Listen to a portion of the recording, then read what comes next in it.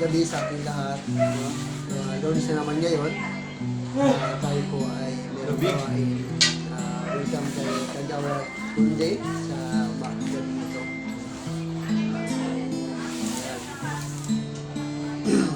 So, puri ng Panginoon. Tayo po siguro magsisimula na, no? Ganun talaga. Tayo imawit. Awit tayo sa Panginoon sa gabi nito.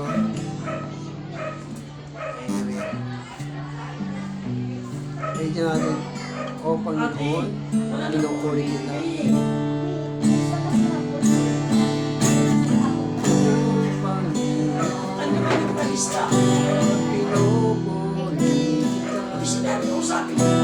Ako'y naririto upang sambahin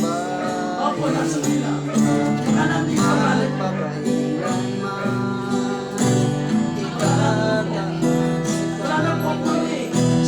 sa aking buhay awang Diyos. Ang isang pa, O Panginoon, O Panginoon,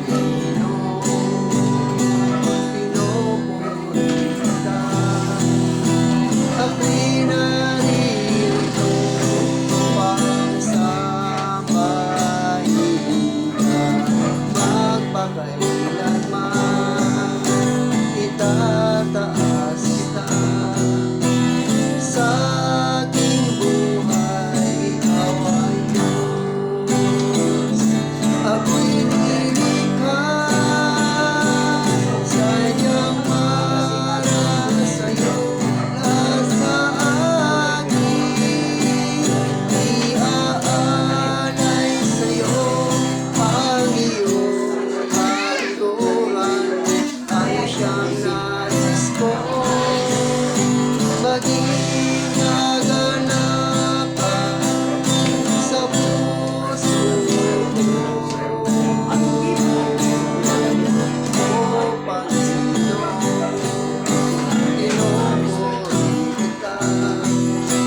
Ako'y naririto upang sambahin ka magpakailanman itataas kita sa aking buhay.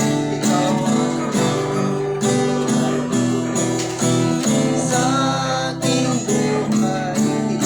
Diyos sa aking buhay. Ikaw ang Diyos sa Pastor Romy sa Panimulang Panimulang. Let's pray. Panginoon, naginang Diyos, maraming po salamat po Diyos sa Diyos nito, Panginoon, kung saan namin sa ina na sama ng panahon, Panginoon, kami po ay dinako sa akin na ito upang kami po ay magkaroon ng pag-aaral sa iyong mga salita o Diyos. Langin po namin, Panginoon, na gabayan niyo po kami at patuloy na samahan ng sila ng Espiritu at ano man ang aming mapag-aralan ngayon, Panginoon. Nawa po maging lahat ito, Panginoon, upang maunawaan namin, Panginoon, at malaman namin kung ano yung nais kong iparating, Panginoon, sa amin. Nadalangin po namin ang pagkilos ng iyong banal na Espiritu, Panginoon, sa iyong mga salita. At bigyan niyo ng Panginoon ng malinis na puso at kaisipan, Panginoon, ang bawat isa na kung saan ay tatanggapin namin ang iyong salita na may pagpupuri, Panginoon. Maraming pasalamat sa Diyos. Patuloy na kami po iyong samahan at gabayan sa pangalan sa samot na langit. Amen. Ngayon, patuloy pa tayo magpuri sa Panginoon sa gabi nito. Patuloy pa natin siyang kapilain, sambahin sa pamamagitan ng mga papuri awit. O hindi mo atin lahat ng papuri ay para sa iyo. Lahat ng papuri ay sa iyo. Hindi nagbabago. Buong puso at kaluluwa ang aming pagsamba. Sa iyo lamang iaalay awit. Pag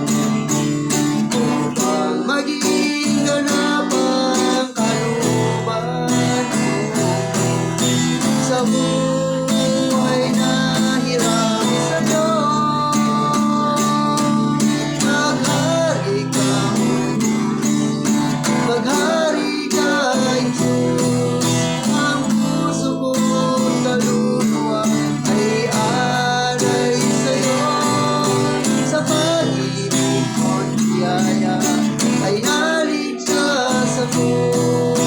Maghari ka, O Diyos. Maghari ka sa buhay ko. Maghari ka, O Diyos. Maghari ka, O Diyos. Maghari ka, Jesus. Ang puso ko't kaluluwa ay alay sa'yo. Sa pag-ibig mo't biyaya ay naligtas ako. Maghari ka, O Diyos. Maghari ka sa buhay ko. Maghari ka, O Diyos.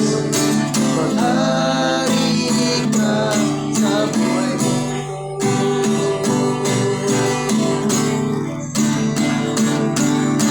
Walang ibang nagmahal sa akin ang tulad mo. Pag-ibig ko'y wagas, nagbabago. Pinatunayan mo ito sa krus ng Kalbaryo. Kaligtasan sa'yo ay nangako. Dahil sa'yo laging pagmamahal, ako ay natubos sa kasalanan. Pupurihin kita at sasambahin ka bilang tanda ng aking pagmamahal. Ikaw ang hari at tagapagligtas, banal mo pangalan, ating itataas. Panginoon Jesus, ating Diyos, iaalay sa'yo ating lahat. Walang iba, walang iba ang nagmahal sa akin ang tulad mo. Pag-ibig mo'y wagas, nagbabago. Pinatunayan mo ito sa krus ng Kalbaryo. Kaligtasan sa'yo ay nangako. Dahil sa'yo laging pagmamahal, ako ay natubos sa kasalanan. Pupurihin kita at sasambahin ka bilang tanda ng aking pagmamahal. Ikaw ang hari at tagapagligtas, banal mong pangalan, aking itataas. Panginoong Jesus, ating Diyos, iaalay ko sa'yo ating lakas. Ikaw ang hari, ikaw ang hari at tagapagligtas, banal mong pangalan, ating itataas. Panginoong Jesus, ating Diyos, iaalay ko sa'yo ating lakas. Iaalay ko sa'yo ating lakas. Iaalay ko sa'yo ating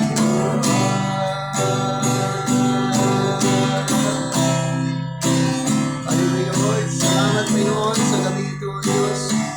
Tuloy nga, Panginoon, sa kabila ng mga pagsubok, maraming problema na marating sa buhay ng basta sa amin. Ngunit nandiyan pa, Panginoon, na dapat namin pagkatiwalaan at sandigan, Panginoon. Kaya gabi, Panginoon, sa gabi ito, samahan niyo po kami, maging ang aming chairman, Panginoon. Ikaw, Diyos, ang patuloy po na magbigay sa Kanya ng katatagan. Hallelujah, Lord. Ang patuloy na pagpalain niyo po ang kanyang buhay, Panginoon. At patuloy na bigyan ng kalaman at karunungan, Panginoon, wisdom of knowledge na nagmumula sa iyo, Panginoon. At patuloy na doon ang gabay at protection, Panginoon, sa kanya at mag-isa niyang pamilya, Panginoon, at sa lahat na kanya nasasakupan, Panginoon, sa Barangay 105, O Diyos. Kaya salamat sa buhay niyo, Lord, na siya may takot sa iyo at patuloy na naglilingkod sa iyo, Panginoon, at patuloy na tinatas ka sa buhay niya, Panginoon, sapagkat ikaw lamang, O God, ang siyang tanging sandigan ng bawat sisa sa amin, Panginoon, at ng aming chairman, Panginoon. Kaya salamat, pagkinig yung mga salita na aming mapapakinggan sa gabi ito, Diyos. Ikaw ang patuloy na magpala, Panginoon, na dumaloy ang iyong kapangyarihan at himala sa buhay naman siya sa amin. Ito, sa pangalan ng Ama, ng Anak, at ng Espiritu Santo, sa pangalan ni Jesus, sa lahat namin tayo magsabi na, Amen. Okay, ganda ang gabi. So, tunay nga, pero tunay nga na marami tayong mga subok, no? Kala natin hindi lang patapos, no? Kaya so purihin ng Diyos sa gabi ito at siguro bago tayo magsimula sa ating pumulog, baka gusto nyo magpasalamat sa Panginoon sa gabi ito, no? Baka naman.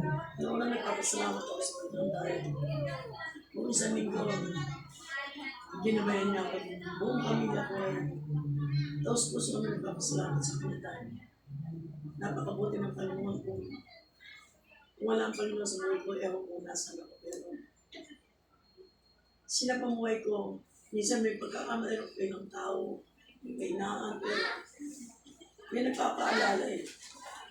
Ganun tayo kamahal ng Diyos kasi kung may ginagawa ka mali, nirimay ng Panginoon. Magkamali ka sa kapwa mo, nirimay ng Panginoon yun. Kaya, sabi ko, Lord, salamat na meron kaming Diyos sa buhay namin. At itong mangyari nito, pagsubok na dumating. Salamat tayo sa Panginoon dahil ang lugar natin, ito ay, yung inaapakan natin ko, konting mga kailangan may tubig na. Pero, nandun yung ano ng Panginoon eh. Dahil sa dami niya nanalangin, nagmamahal sa Kanya, minahal din tayo ng Diyos kasi natubig tayo dito, dati yung dagat ito eh. Pero napakabait ang Diyos sa atin. Kaya sabi ko sa mga tao dyan kanina, hindi man kayo nalista, sana maintindihan nyo sa biyaya ng Diyos dahil na iningatan tayo. Salamat sa Panginoon. Dahil nandun yung comfort niya sa atin. At sa masamang panahon ngayong umaga, sabi ko, lakas talaga ng angin. Punta akong dulo ng dagat, nakita mo yung alon, gumagano. May itim, tapos yung water lily. Sabi ko nga, talagang kaya ng Panginoon, ganunin tayo eh.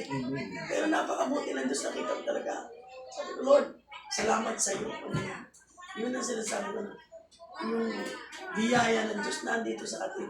Kaya salamat sa Panginoon. Amen. No? Amen. Panginoon Diyos. Mayroon pa ba na gusto magpasalamat sa Panginoon?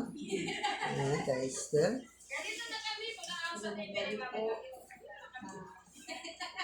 Wala nang pinalaman. Panginoon natin Diyos ay makakabait. Sa ngayon po, ay wala akong hanap buhay.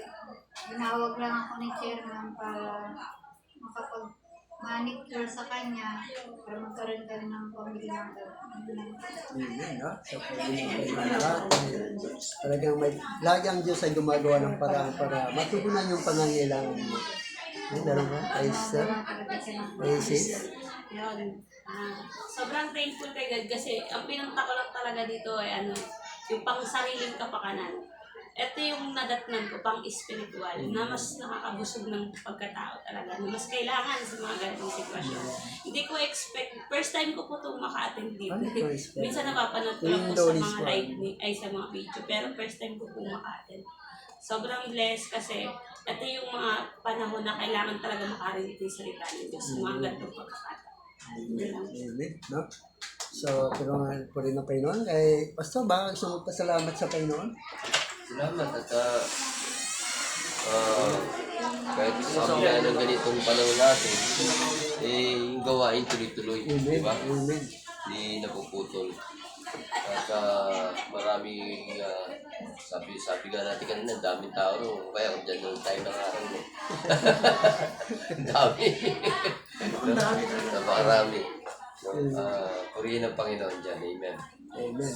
Ayan, no? At salamat, no? At tayo papasalamat din sa Panginoon. At ito po yung video po natin, mapapanood po natin ito sa ating sa FB po natin, Chairman, doon sa may walang iwanan. Sinisin po natin ito. Mapapanood po natin ito ron, no? Ano po tayo, no? So, yung mga gawain po natin dito sa Barangay 105, mapapanood nyo po ito doon sa FB po namin sa Walang Iwanan na dati kasi tumakbo rin ang kagawad. Meron kami samahan sa FB, kaya so purihin ang Panginoon. Yung mga kagawad natin, minsan nakikita ko na nanonood din sila roon. Ayan. Kaya, so, at hindi lang tayo nakakapanood din nito, maging sa ibang bansa, sa Ibang lugar. ibang Guys, lugar. ano ko sa Cavite, tinatanong ako. Di ba may gawain ko tayo? Sabi ko, kaya napapanood yan. Kasi Napapanood. magaling ito namin ito eh. Ayan, ha? Mamaya, kung gusto nyo, panoorin nyo mamaya ito sa ina-upload natin yung mga gawain natin dito. Kaya yan. Kaya hindi nasasayang yung ano po natin kasi nga, hindi lamang tayo, bagamat tayo ito, pero totoo, marami po nakakapanood sa atin. No? Sila yung mga ano po natin, no? At sabi nga, dapat si Pastor Ramon ang mensahero natin ngayon. Ang problema ay si Pastor Ramon ay pagdating talaga pag may ulan, hindi mo talaga makita yan. No? Kasi takot yan baka kasi ang mga Kristiyano raw ay ilaw at asin. No? Pag ang asin ay nababasa na natutunaw. Yung ilaw pag nababasa napupundi. So sana hindi naman sana ganun. So, yan ngayon ang yung lingkod po ang mensahero sa gabi nito. Ang tanong, handa na ba tayo makinig ng salita ng Diyos? Amen. So, purihin ang Panginoon, maging daw sa manood ng YouTube. So, sana po ay pagpalain din kayo ng Panginoon. Sana mapakinggan nyo po. Ang ating pong pag-aaral sa gabing ito ay patungkol po, sino nga ba si Kristo? Sino nga ba si Kristo sa buhay natin? Siya ba ay Diyos o siya ba ay tao lamang? Siya ay Diyos. Okay? Sino nga ba si Kristo sa buhay mo? Siya ay Diyos. Amen, no? Kasi meron nagsasabi na si Kristo ay tao lamang. Pero sa atin na mga naniniwala sa Biblia, kasi ang Biblia po ay siyang guide natin para malaman natin kung sino nga ba si Kristo sa buhay natin. Kasi marami din mga aral, hindi mo natin babanggitin na ang pagkakilala lamang nila kay Kristo ay tao lamang. No? Hindi sila naniniwala na si Kristo ay Diyos. Pero sa atin na mga naniniwala sa ating Panginoon Kristo na siya ay Diyos na nagkatawang tao. No, siya ay Diyos na nagkatawang tao. Ayon po sa banal na kasulatan, doon po sa aklat ng John chapter 10 verse 30. So bago tayo magpatuloy, tayo muna ay manalangin. Hingi muna tayo ng gabay sa Panginoon para matulungan tayo upang maintindihan po natin at maunawaan yung ating pong pag-aaralan. Tayo muna ay manalangin.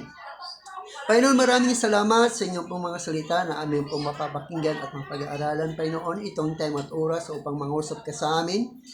Hallelujah, Lord. Kaya dalangin namin na yung mga salita, Panginoon, na aming babasahin sa pamamagitan ng galing sa banal na kasulatan, Panginoon, ay ito ay tinimo sa aming puso at maging buhay at maging batayan ito ng aming pananalig at manampalataya sa iyo, Panginoon. Kaya sa gabing ito, inangkin namin ang proteksyon at inangkin namin ang iyong banal na espiritu upang mauintindihan po namin at manawaan ang iyong mga salita sa pangalan ni Jesus. Amen. Amen. So dito ay makikita natin sino nga ba si Jesus at sinabi niyo si Jesus ay Diyos. At hindi po kayo nagkakamali.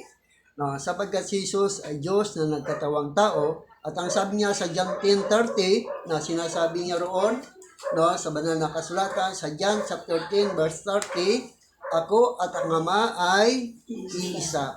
No? Ako at ang Ama ay iisa. Kaya sa harap ng mga Hudyo, walang alinlangan inangkin ni Jesus na siya ay Diyos. No? Na siya ay Diyos na pinatutunayan niya na yung Diyos, yung Ama, at yung Jesus na nagkatawang tao ay hindi sila magkahiwalay. So, sila ay iisa at siya ay Diyos, siya ay nagkatawang tao, nung siya magkatawang tao, naging katulad natin siya. No? At siya, tinawag siyang anak ng Diyos. So doon ay nakikita natin na sinabi ni Jesus na siya ay ang Ama at siya ay iisa. Kaya sabi niya, kung hindi niyo ako kilala, hindi niyo rin kilala ang aking Ama.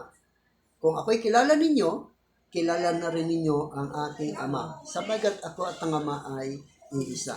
So sa John 10 verse 33, ang sabi niya, sumagot ang mga pinuno ng mga Hudyo, hindi dahil sa mabubuting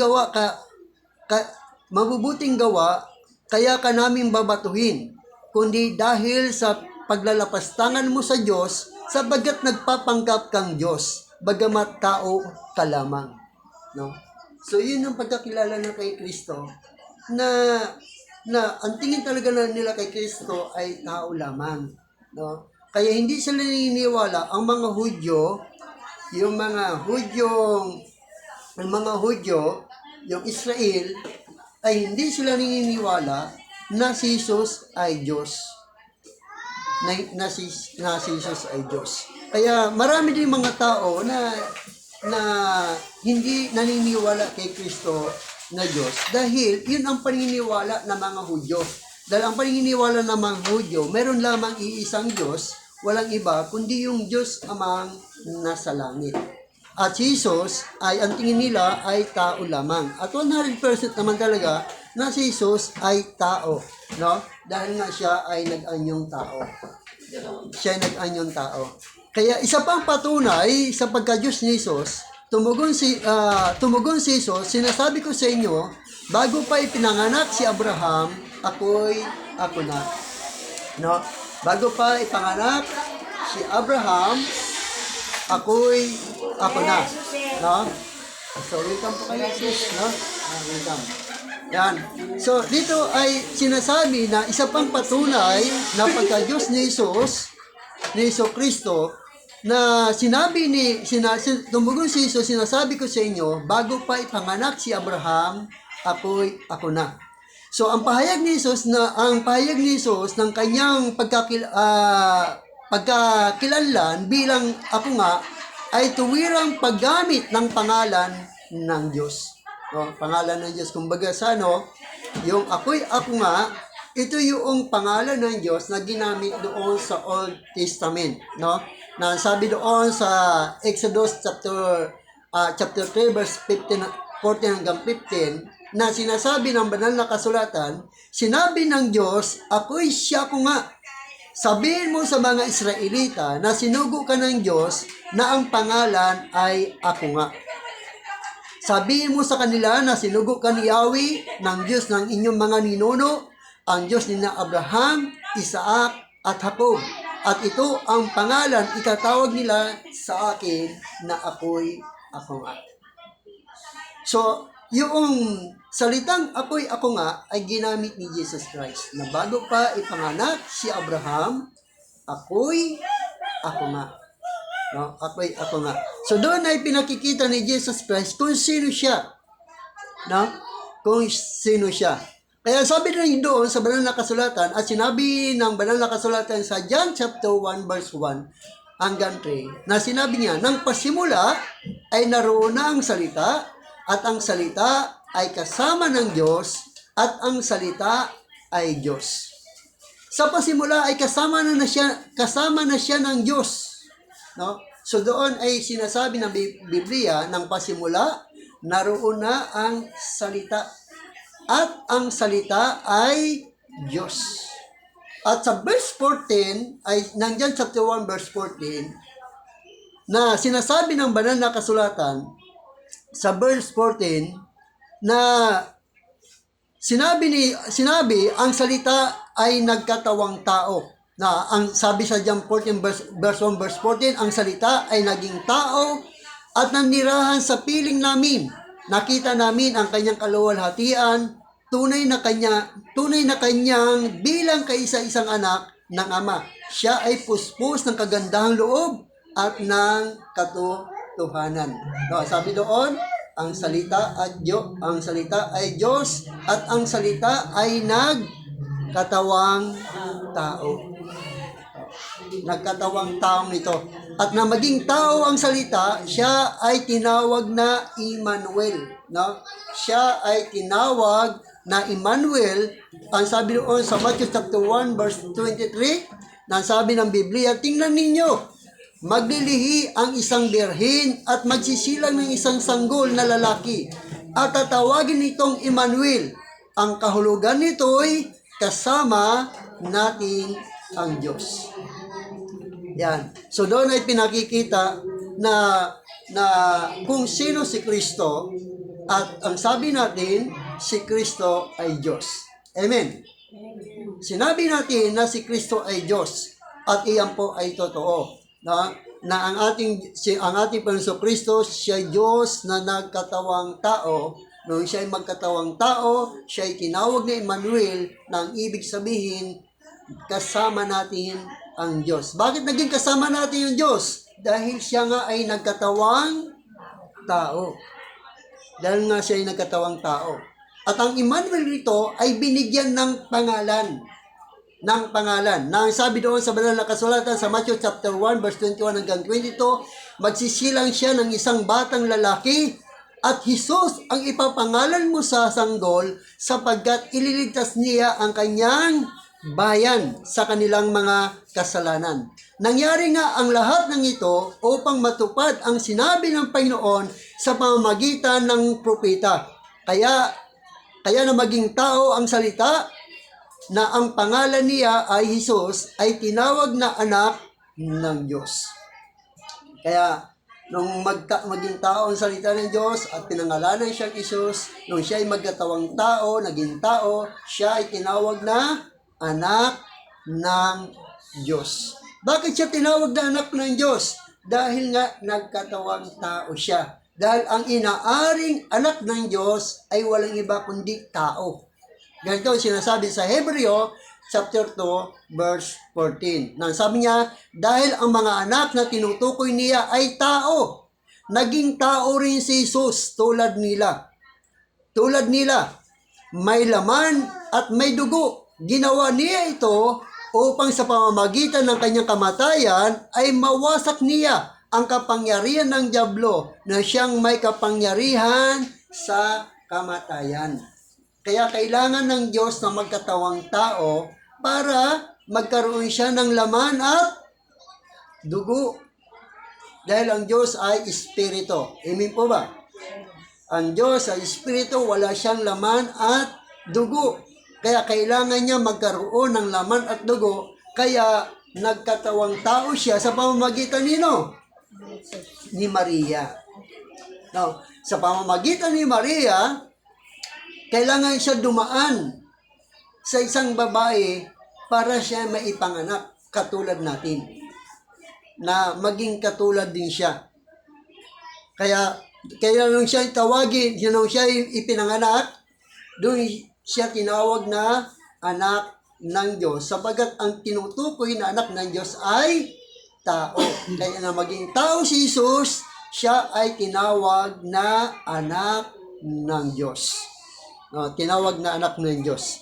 Kaya sabi doon sa Filipos chapter 2 verse 5 hanggang 11 na sinasabi ng banal na kasulatan, kaya na maging tao si Jesus, siya ay tinawag na anak ng Diyos at hinubad niya ang kanyang katangian pagka-Diyos. Hinubad niya ang kanyang katangian ng pagka-Diyos. Sabi doon sa Filipos chapter 2 verse 5 hanggang 11, naway magkaroon kayo ng kaisipan na tulad ng kay Kristo Jesus. Kahit siya'y likas at tunay na Diyos, sabi niya, kahit siya'y likas at tunay na Diyos, hindi niya ipinagpilitan manatiling kapantay ng Diyos. Sa halip kusa niyang hinubad ang pagiging kapantay ng Diyos at naging katulad ng isang alipin. Ipinanganak siya tulad ng mga karaniwang tao. At nang si Kristo ay maging tao, nagpakababa siya at naging masunurin hanggang kamatayan. Maging ito man ay kamatayan sa krus. At dahil dito, siya ay lubusang itinaas ng Diyos ibinigay sa kanya ang pangalan higit sa lahat ng pangalan. Sa gayon, sa pangalan ni Jesus, ay luluhod at magpupuri ang lahat ng nasa langit, nasa lupa, at nasa ilalim ng lupa, at para sa ikaluwalhatian ng Diyos Ama. Ang lahat ay magpapahayag na si Jesucristo ay Panginoon. So doon ay pinakikita ng Biblia kung sino si Jesus, at 100% ng si Jesus ay Diyos na nagkatawang tao. Na nagkatawang tao siya. Dahil nga ang layunin, tubusin tayo sa ating mga kasalanan. Tubusin tayo sa ating mga kasalanan. Kaya siya mismo ang gumawa ng paraan para matubos tayo. Kaya siya ay nagkatawang tao. Kaya at sinabi ni Jesus na ang sinumang nakakita sa Kanya ay nakakita na rin ito sa Ama. No? Kaya kapag nakita mo si Jesus, nakita mo na rin ang Ama. Yun ay sinabi ni Jesus Christ doon sa John 14 verse 7 to 10. No? John 14 verse 7 to 10. Kung gusto nyo po, isulat nyo po ito para pagkatapos nito ay pwede nyo pong pag-aralan. John chapter 14 verse 7 to 10. No? John 14. Na sinasabi ng Biblia, kung ako'y kilala ninyo, kilala na rin ninyo ang aking Ama. Mula ngayon ay kilala na ninyo siya at inyong nakita. Sinabi sa kanya ni Filipe, Panginoon, ipakita po ninyo sa amin ang Ama at masisiyahan na kami. Sumagot si Jesus, Filipe, kay tagal na ninyo akong kasama. Hanggang ngayon, hindi mo pa ako kilala.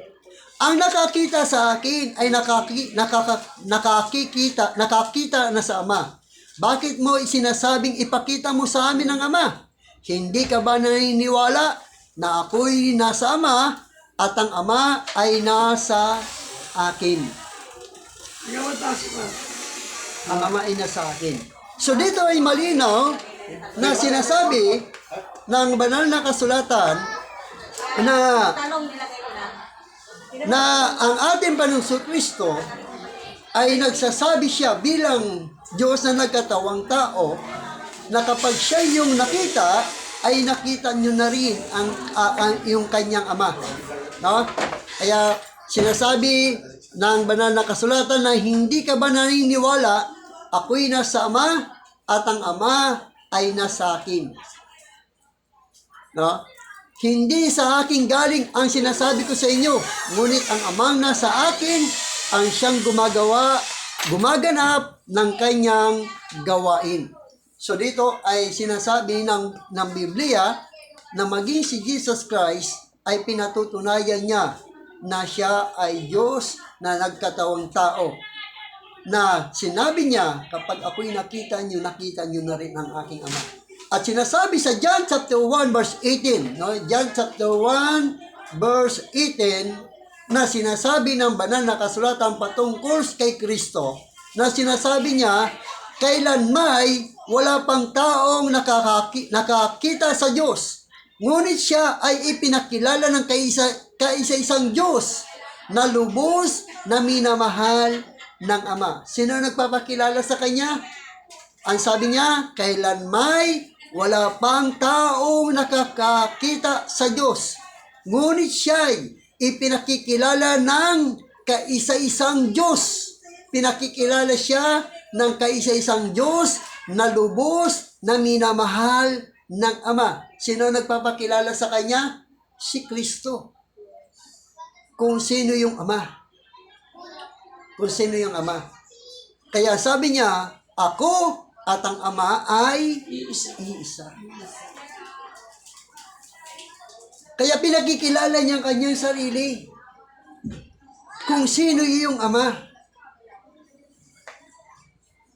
Kung sino yung Ama.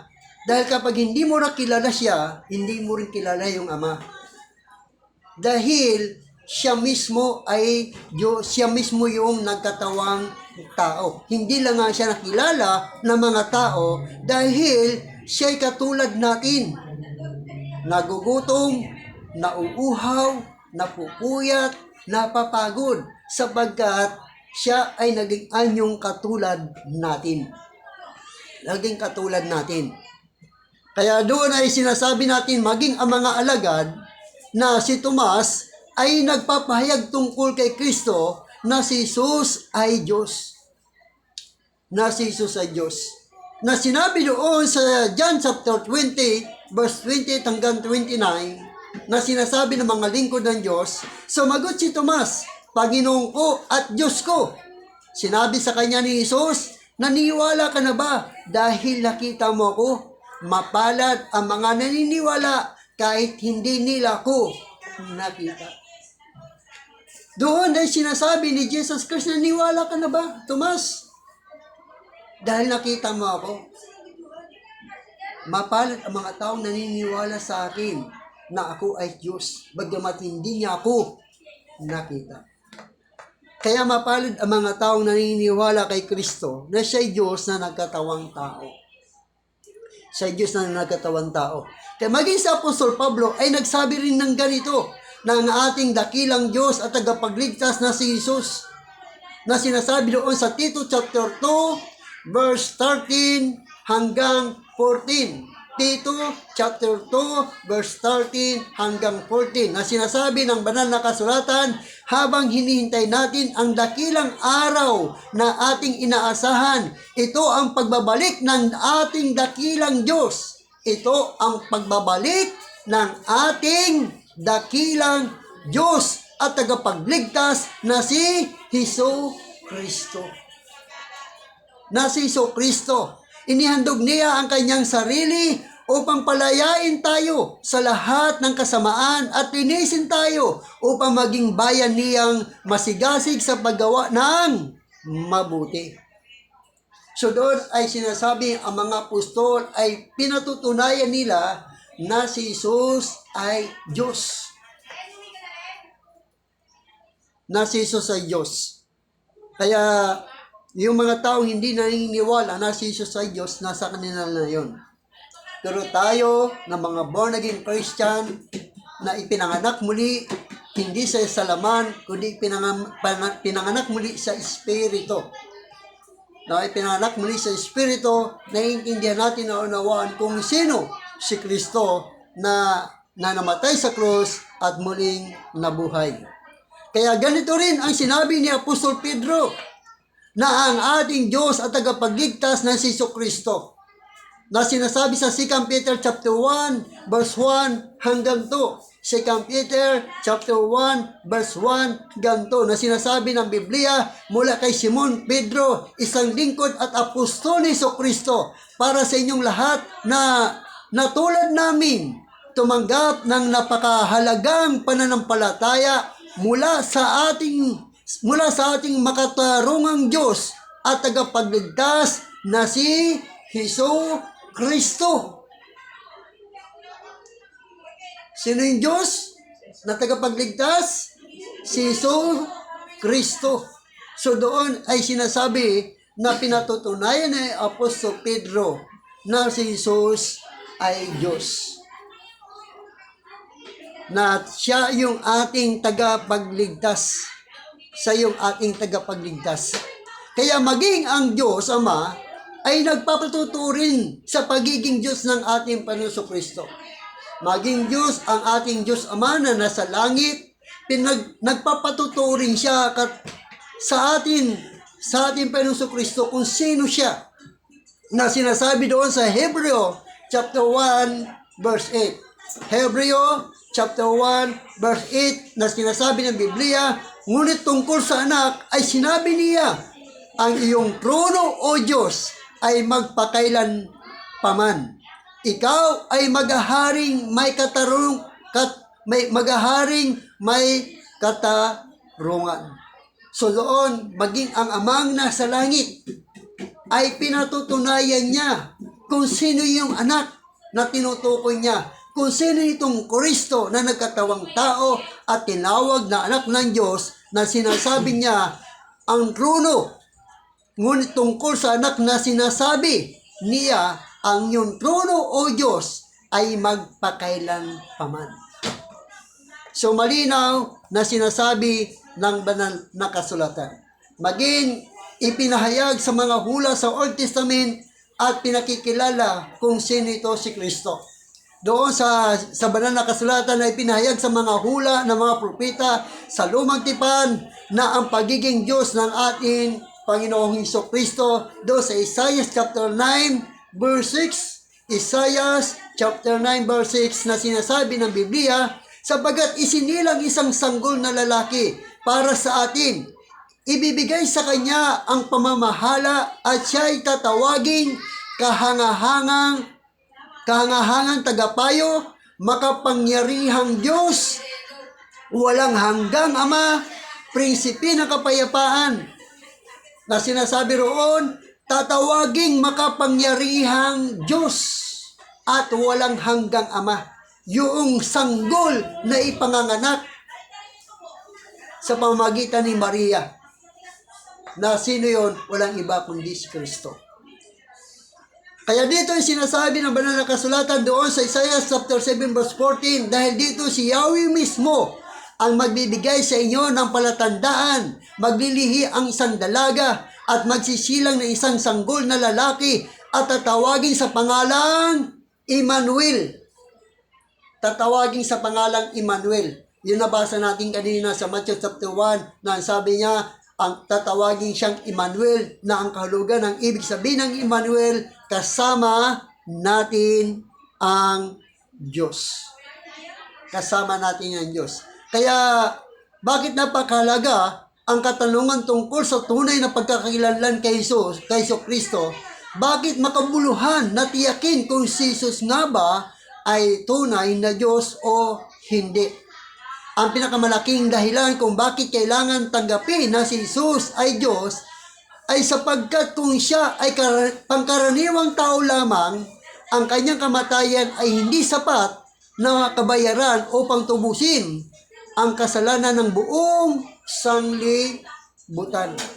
Kung hindi Diyos si Kristo. Ang kanyang kamatayan sa krus ay walang kabuluhan. Pero dahil nga si Kristo ay Diyos, ang kamatayan niya sa krus ay naging kabuluhan. Ang sabi doon sa 1 John chapter 2 verse 2, si Kristo, sabi niya, si Kristo ang handog sa ikakapatawad ng mga kasalanan. Hindi lamang sa ating mga kasalanan, kundi maging ang kasalanan ng lahat ng tao. Tanging Diyos lamang ang may ganap na kakayahan upang bayaran at iligtas ang tao sa walang hanggang kaparusahan sa kasalanan. Tanging ang Diyos lamang. Kaya, dahil nga ang Diyos ay kumbaga sa nakita niya ang buong sangkatauhan ay wala nang kumbaga sa walang karapat-dapat ihandog para mapatawad ang ating kasalanan. Siya mismo ay nagkatawang tao. Nagkatawang tao siya. Sa Romans chapter 5 verse 11, malapit na po tayo matapos. Sabi niya, ngunit ipinadama ng Diyos ang kanyang pag-ibig sa atin nang mamatay si Kristo para sa atin noong tayo'y makasalanan pa.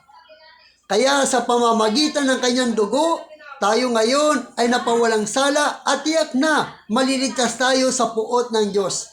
Dati tayo mga kaaway ng Diyos, ngunit tinanggap niya tayo bilang mga kaibigan sa pamamagitan ng kamatayan ng kanyang anak, at dahil dito, tiyak na maliligtas tayo sapagkat si Kristo ay buhay.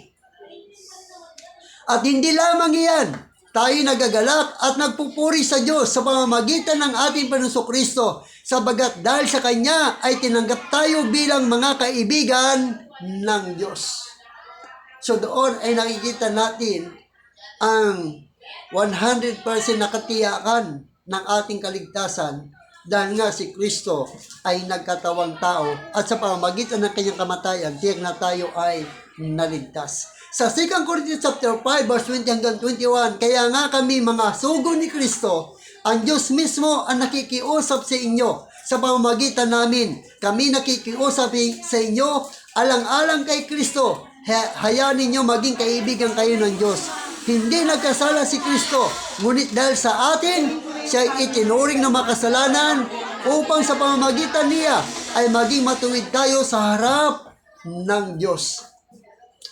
Kaya si Jesus ay Diyos na nagkatawang tao para mabayaran niya ang ating mga kasalanan sa pamamagitan ng kanyang kamatayan sa krus ng Kalbaryo. Dahil ang kabayaran ng kasalanan ay kamatayan. Dahil kung hindi magkatawang tao ang Diyos, hindi siya mamamatay. Dahil ang Diyos ay walang kamatayan. Ang tanging may kamatayan lamang ay ang tao. Amen. Tao lamang ay mayroong kamatayan.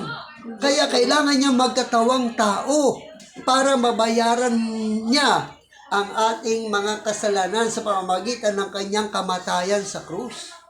Kaya sabi doon sa banal na kasulatan sa Romans chapter 6 verse 23, sapagkat kamatayan ang kabayaran ng kasalanan, ngunit ang libreng kaloob ng Diyos ay buhay na walang hanggan sa pamamagitan ni Kristo Jesus na ating Panginoong Hesukristo.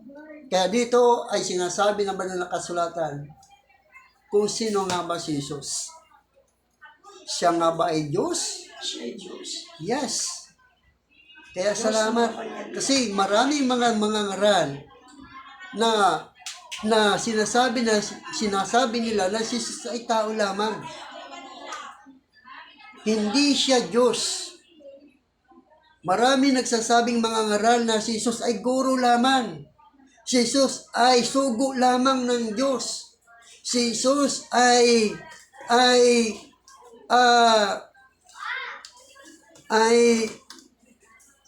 tagapangangaral lamang. Yan ang sinasabi ng mga taong hindi naniniwala na si Jesus ay Diyos. At tayong naniniwala na si Jesus ay Diyos, 100% ay ibinigay sa atin ng Diyos ang totoong kaligtasan. Sapagkat sa banal na kasulatan, si Jesucristo lamang ang tanging tagapagligtas. Siya lamang. Kaya purihin ang Panginoon, nawa ay meron tayong naintindihan, meron tayong naunawaan, kung baka bago tayo magtapos, baka gusto nyo magtanong, meron bang gusto magtanong sa ating napag-aralan? Naintindihan ba natin ang ating napakinggan? Naintindihan ba natin ang ating napag-aralan? Baka habang tayo nagtuturo, nag-give na ang iyong pananampalataya, no? Tandaan po natin, ang Biblia ang siyang totoo. Amen. Ang Biblia ang siyang totoo. Pag wala na sa Biblia, hindi na po totoo yun. Kaya sa gabi nito, Makinig lang muna tayo. sa gabi nito, no? Salamat doon sa mga taong nakarinig. Ang aming po na pag-aralan ay patungkol sa ating Panginoon Kristo. Na sino nga ba si Jesus? Siya ba ay Diyos? O siya ba ay tao? Tao lamang. Siya ba ay Diyos na nagkatawang tao? Diyos na makapangyarihan. Yes. No, siya ay Diyos na nagkatawang tao. No? So, yon. Kaya, purihin ang Panginoon. Kaya, nasa Kanya ang ating pananalig at pananampalataya sa Diyos. 5 minutes more. May tanong po ba? So, baka may nagdag. Yung pagiging Diyos ni Kristo, no? Pinanganak ba siya talaga ng Ama? Yung Diyos Ama. So, dagdagan natin para maunawaan. Ayan. So, ang tanong ko ni Pastor, ipinanganak ba siya ng kanyang ama, ng ama? Paano siya naging anak ng Ama? Paano siya naging anak ng So, ama? pinanganak ba siya? Inanganak siya ni Mama Mary sa Hindi, pamagitan ng dito yun. May laman na siya nun. Yung sinasabi pinanganak siya, dahil espiritu siya, kailangan siya magkaroon ng laman. Para siya maging Ang magkatawang tanong, tao. dito, ipinanganak ba siya ng Ama? May Ama siya, di ba? Diyos Anak Ama. siya ng ama pero hindi pinanganak ni ama. Pinanganak po siya. Ito, maunawaan nyo. Ayan. Basahin nyo po, sulat nyo sa awit. Para meron kayong pang-ano sa mga hindi naniniwala na ang Panginoong Hesukristo ay anak. Wait, ano? Anak nga siya ng Diyos. Oo nga po. Mababasa nyo po yun sa awit chapter 2 verse 7. Ito, sa Lumang Tipampag. Ito sinabi, ang saysayin ang tungkol sa pasya, sinabi ng Panginoon sa akin, ikaw ay aking anak, sa araw na ito ay ipanganganak kita. Ama yung may sabi nito, no? So dito sinabi niya talaga na ipinanganak niya ang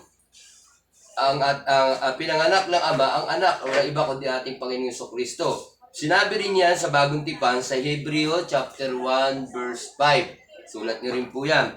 Sabi niya rito, sapagkat kanino nga sa mga anghel, sinabi niya, kailanman, ikaw ay aking anak, ikaw ay aking ipanganganak ngayon.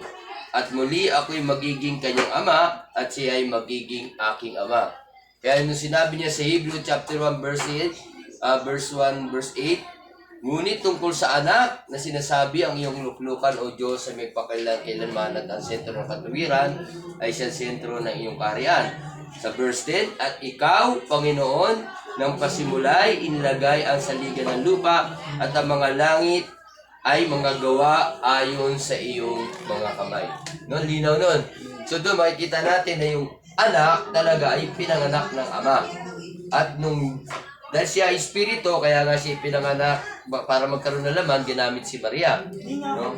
Tapos ngayon, dito makikita natin nung sinabi nung Diyos na lalangin natin, di ba, lalangin natin ang tao ayon sa aking wangis natin, ang kausap niya ron ay ang Ama at ang Anak at ang Banal na Espiritu. So malinaw po yun. Bago No pa po. sinilang ang Kaya sinabi sa Hebrews 1:10 na ang sa iyong mga kamay nilikha ang lahat ng bagay. Sinabi ng Ama yun sa Anak. So malinaw na malinaw po yun na talagang ang ating Panginoon ay anak ng Diyos, ang ating Panginoong Jesucristo. At siya ay Diyos. No? Malinaw nun. Kaya meron tayong Ama, Anak, at Espiritu Santo na iisang Diyos. Amen po ba yan? So yun lang po, dagdag lang po yun para maunawaan po natin. So, purihin ang Panginoon, no? Sabi nga, bago ipinanak si Jesus, ay nililiman mo na si Maria ng Holy Spirit. No? Nililiman. Yun yung Holy Spirit. Nililiman siya ng Holy Spirit. So, purihin ang Panginoon, no? Siguro sa gabi ito ay magtatapos na po tayo sa ating Bible study at nawa ay meron tayong intindihan at meron tayong nanawaan sa salita ng Panginoon. At mamaya ay pagkipray yung chairman sa ating mga huling panalangin. Ulitin mo natin give thanks with a grateful heart. Give thanks. Give thanks.